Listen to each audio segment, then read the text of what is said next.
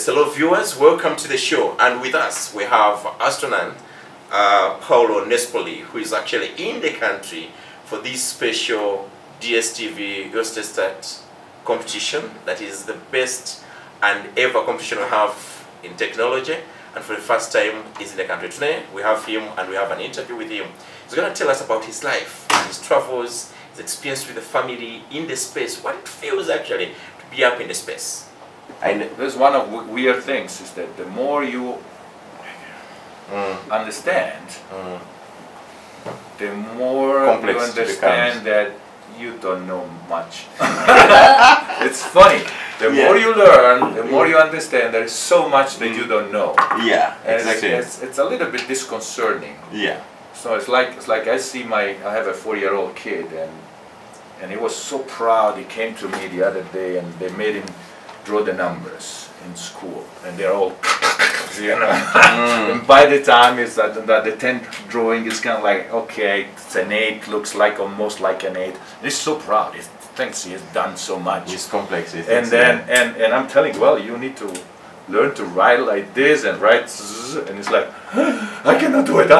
See, this is where we are. Yeah. We are right in the 8.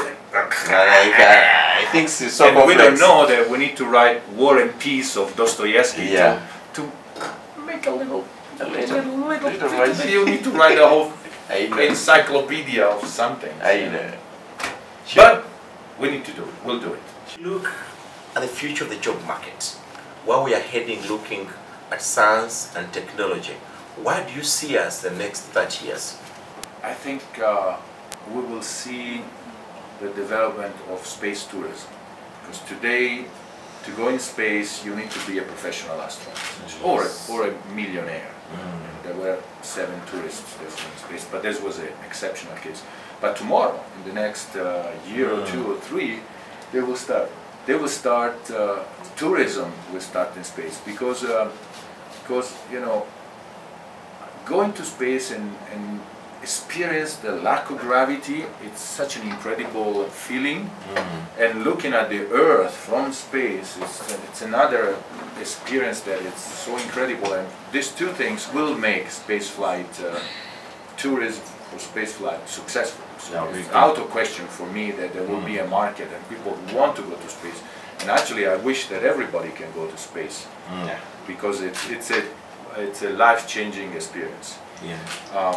But then we will also start again with the exploration of the universe around us. You know, today we go on the space station, which is very close to Earth. It's only 400 kilometers.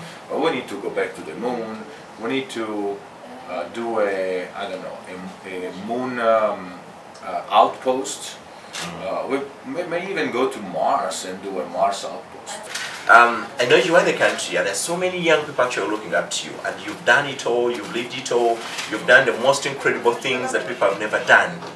What are some of the things that actually get to inspire you to do those things?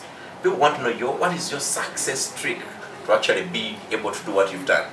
The science fiction of today is the science of tomorrow. That's true. You know, it's, you know, if you look at the science fiction of 50 years ago, they had cell phones already. You know, they were talking like this 1, 2, 3. You know, they knew already.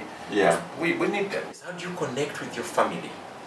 How does it really get to live? How do you get to live without you being in touch with your family for 6 months, 5 months away from home? It's a bit of a tight challenge, I know, but I know you've done it. How do you get to do all that? Do your children even really want to be in space like you? Do they really want to follow you? Or they just imagine something different? They can't just do, maybe it would be people who are interested in getting the business world and not interested in space life. Satellites that allow us to connect from the ground. We can call. We have a call home. We can call almost whenever you want. Oh. Almost. Every weekend they allow us 15 minutes of video conference with the family. So it's very important that the family, which made an interesting situation, because the first time I did that, my daughter was 4, and at the beginning of the mission, I'm telling you this and then we finish because of the we had a monitor, and I was talking to them from space, and I was playing when at home I was playing with my daughter in my things. I was playing with her. So I'm talking to my wife, and I see my daughter coming to the monitor, looking at me, and then I see coming close to the monitor, and I don't see anything anymore. So I'm asking my wife, what is happening? And my wife is laughing. I said, why? Because Sophia, our daughter, wanted to jump on your leg, and she's trying to get into the TV. She doesn't understand. She doesn't understand why he's trying to get in, and she gets no. She's like puzzled, you know. So this was funny. Then 6 months later, I come back, and I see her. She's looking at me like this. It's like, what the hell is this? Oh, you have legs? I thought you just because I kept seeing half of you. You just live inside the TV. Yeah. No, you are home. You're home. Not only that, she slept with my wife in the big bed. And it's like, oh, that's my place, not yours. You want to sleep with my bag? No, that's my place. So see, kids are kind of interesting.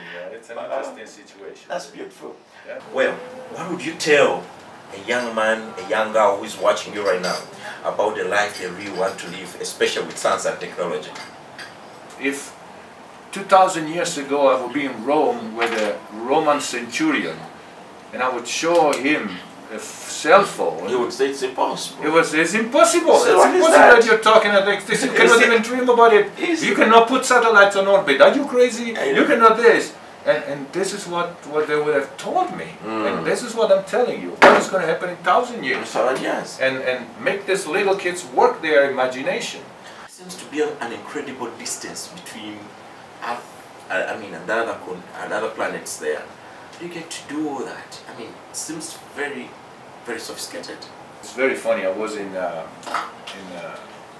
MIT, university in the United States, and I was arguing with a professor there. It turns out he was the Nobel Prize winner for physics of last year, and I was arguing with him that we need to find a way to travel faster than the speed of light. It's exactly because he said, no, we cannot. And I said, but we need to find a way to travel faster than the speed of light. The speed of light is fast. How much is the speed of light? Yes, fastest. It's 300,000 kilometers per second. Yeah. You know, 300,000 kilometers per second. And it's far too slow if you want to go outside the solar system. Yeah, Even to go to the star closest to us, it takes like 4.5 years at the speed of light. And that's a building that is not far away than there, you know. If you want to go outside of our galaxy, at the speed of light, it takes 23,000 years. And you are still in our galaxy. You're still in Kampala. In Kampala. Yes, and it's 23,000 years at the speed of light. Yeah. You know, see, so we just need to be faster. We need to find a different way, and of course if you talk to a Nobel Prize in physics, he tells you it's not possible, and I had an argument with him. It was funny. Then I said I should not argue about physics with a Nobel Prize winner. But we've had a chance this time to have the director for Ulster competitions, and that's Paolo Nespoli, who is actually in the country this time around. He has traveled, been in space several times, 3 times to be exact, and he has done it all. He has lived it. And it's a great chance for us to have him in Uganda, as he's going to be adjudicating the DSTV Utestat Star Awards, this time the 7th edition in the country.